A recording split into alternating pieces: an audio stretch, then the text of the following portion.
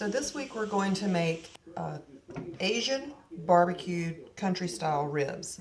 And it's morning, I'm getting ready to go to work. So the first thing I'm going to do is spray my crock pot. These are made in the crock pot while you are away.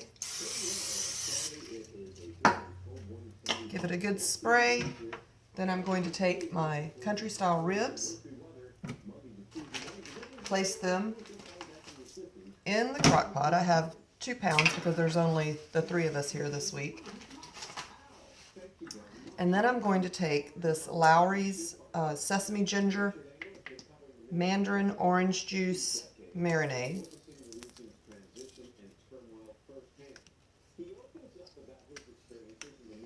And I'm just going to pour it over top of the country style ribs. And I'm going to use all of it. It is 12 ounces. Okay. Then I'm going to take 1 clove of garlic that I have minced up. Place that on top. I'm going to take about 2 tablespoons, maybe a little bit more, of ginger. And I'm going to place that on top of the pork ribs. I like the flavor of ginger. Ginger is also very good for you, so I like to put a lot. And I'm using the sushi pickled ginger. So I'm probably putting about 1/4 of a cup of it over top. Oh, it smells so good.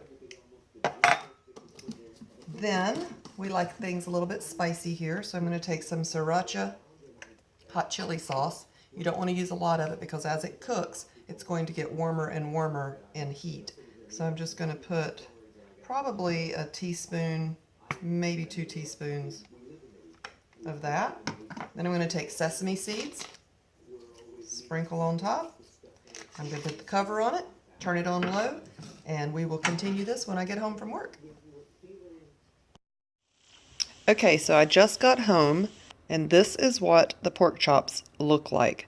And there's a lot of marinade left in here, you can see as I move it around. So what I'm doing now is I'm going to take about 1/3 of a cup of the marinade, and I'm going to put it in a glass dish that you can see right here, and I'm going to stick that in the refrigerator and let it get cold. And then I'm going to bring it out and add cornstarch to it, and we're going to thicken up that nice marinade.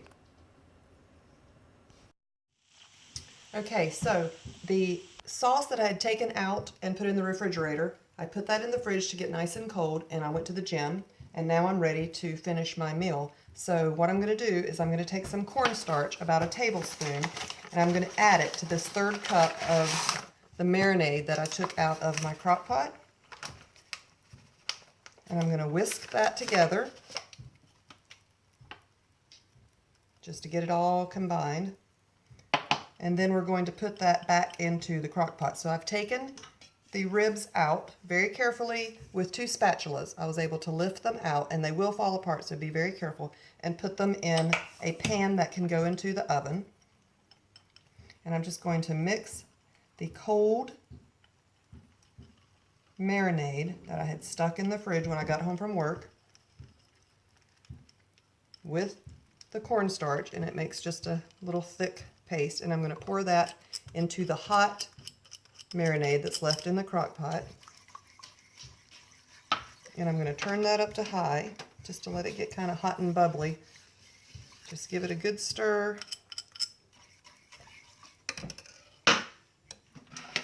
So we have that leftover marinade in the crock pot, and I added the cornstarch, and that's just going to thicken. And once that is thick, I'm going to pour that over the ribs that are in the pan, and I'm going to stick them under the broiler and let them get really caramelized and yummy. And then I'm just going to make some white rice. I have some asparagus that I've snapped the ends off of, put a little bit of Wild Tree zesty lemon grapeseed oil in there, a little bit of garlic, and I'm going to stir fry that. And then I have this hot and sour soup mix that's really easy. You just mix it with water and then bring it to a boil and add a beaten egg to it, and it makes hot and sour soup. And we will have a very nice dinner. So this is getting thick already. It doesn't take very long. I'm going to pour it over the ribs, stick them under the broiler, and let them get nice and caramelized. And then I'll take a picture of it and post it at the end.